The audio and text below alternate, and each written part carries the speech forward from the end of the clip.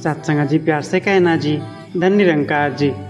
सत्संग जी, हम सब रोज सत्संग की शुरुआत में इस पावन मंगलाचरण को गाते हैं, लेकिन क्या आपने कभी गौर किया है कि इसकी इन 10 लाइनों में अध्यात्म, मॉडर्न साइंस और क्वांटम फिजिक्स का वो सबसे बड़ा सीक्रेट छिपा है, जिसे ढूंढने में वैज्ञानिकों को सदियों लग गए। यह कोई साधारण प्रार्थना नहीं, बल्कि यह आपके अचेतन मन को रीप्रोग्राम करने और जीवन में सुख समृद्धि के द्वार खोलने की एक लॉ ऑफ अट्रैक्शन की महाचाबी है। सत्संग जी, क्या आप जानते हैं कि जब आप खुद को अकेला और कमज़ोर महसूस करते हैं तो मंगलाचरण की यह पहली कड़ी आपको ब्रह्मांड के सबसे बड़े पावर हाउस से जोड़ देती है।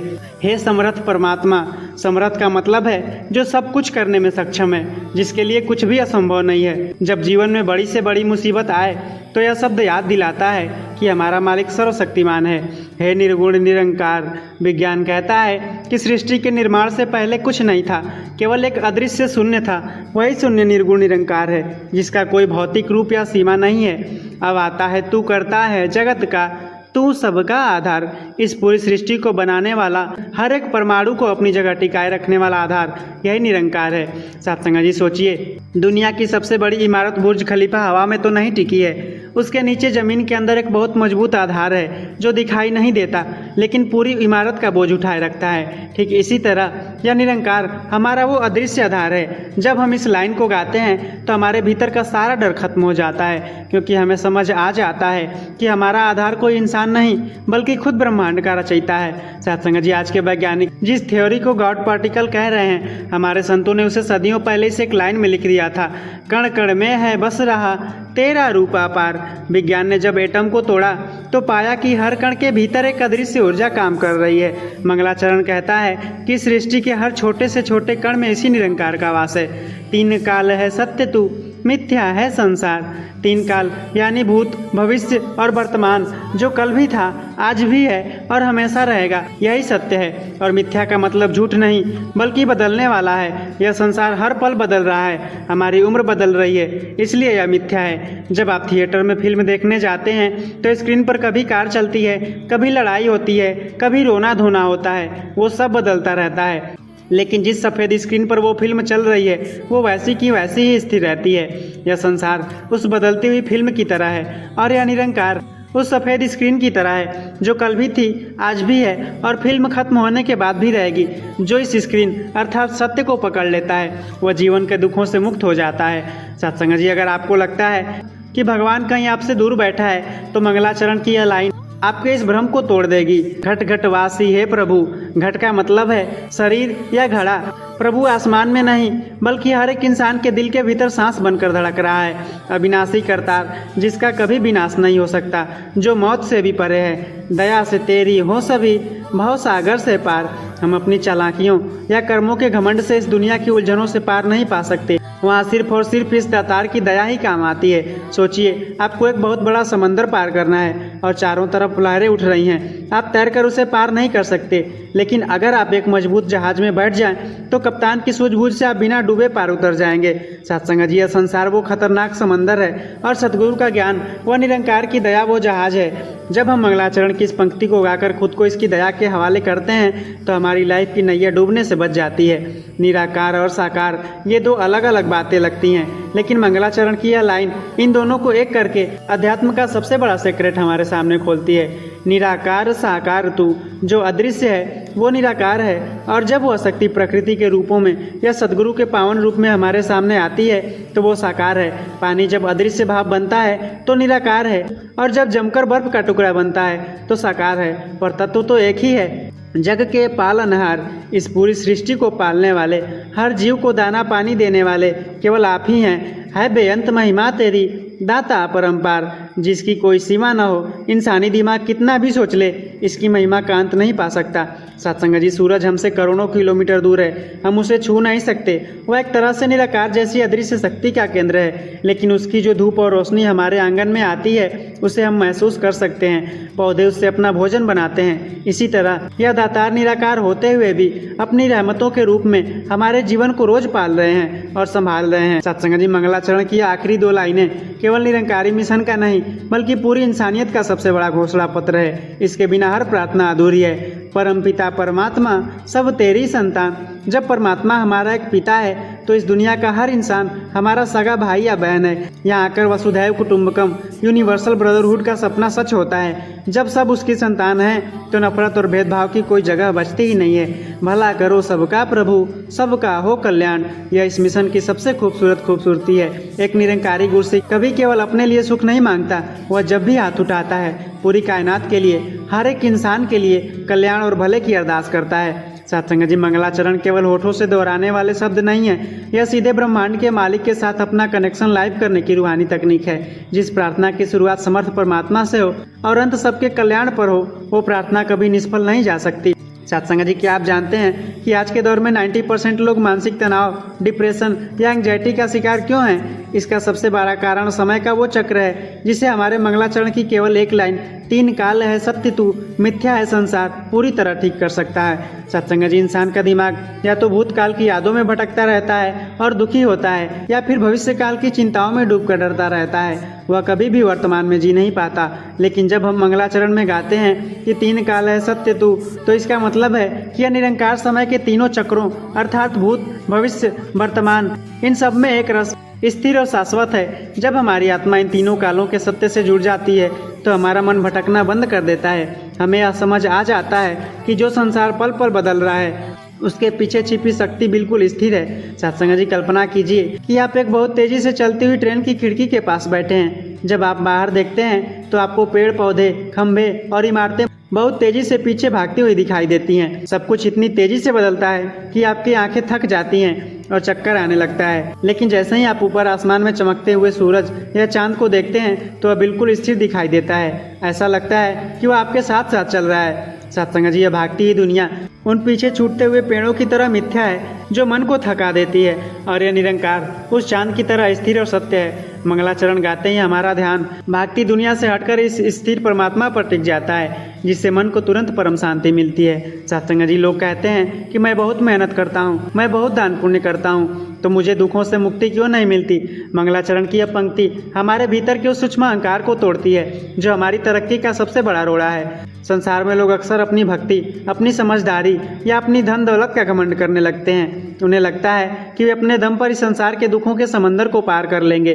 लेकिन मंगलाचरण की यह पावन पंक्ति, दया से तेरी हो सभी भव सागर से पार, हमें यही सिखाती है कि हमारी अपनी कोई औकात नहीं है। जब तक इस दयाल परमात्मा की दया की नज़र हम पर नहीं होगी तब तक हमारे सारे कर्म, सारे साधन धरे के धरे रह जाएंगे। यहाँ आकर गुरुसिक अपने अहंकार का विसर्जन करता है और पूरी तरह से समर्पण की स्थिति में आ जाता है। सदियों से दुनिया इस बात से लड़ रही है कि भगवान का कोई रूप नहीं होता या भगवान साकार रूप में आता है, लेकिन मंगलाचरण की यह लाइन सारे लड़ाइयों को खत्म कर देती है। जब हम गाते हैं निराकार साकार तू जग के पालनहार, तो हम इस परम सत्य को स्वीकार कर रहे होते हैं जिसे आज की क्वांटम फिजिक्स भी मानती है कि निरंकार वह अदृश्य सर्वव्यापी ऊर्जा है जो हर जगह मौजूद है लेकिन आंखों से दिखाई नहीं देता। साकार वही ऊर्जा है जो हमारे सामने सृष्टि के अंदर रूपों में और सबसे बढ़कर हमें राह दिखाने के लिए पूर्ण सतगुरु के पावन मानवीय रूप में प्रकट होता है। गुरु हमारे जीवन में इस साकार माध्यम की तरह हैं जिसके बिना हम इस अदृश्य निरंकार को कभी समझ ही नहीं पाते।